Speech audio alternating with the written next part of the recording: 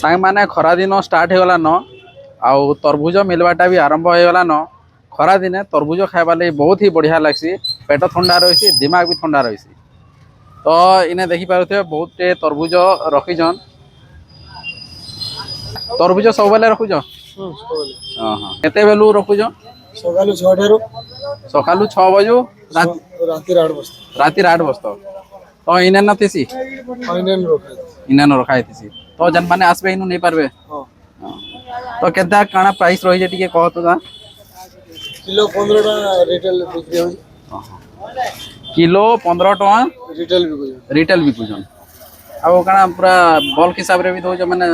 हां जन माने व्यापार भी करबे दोछ हां तो मैं निजे चाष करू ए चास नहीं किनी तो दादा किनी गिरी आनुचन इने हमर जन डेली मार्केट अच्छे तो ठीक एंटर करला बेल के राइट साइड रे तरबुज केतने केते रखीछन किलो 15 टका नहीं के किलो 15 टका तो जा तो आसिक भी घेनुचन तरबुज खरा दिन लगी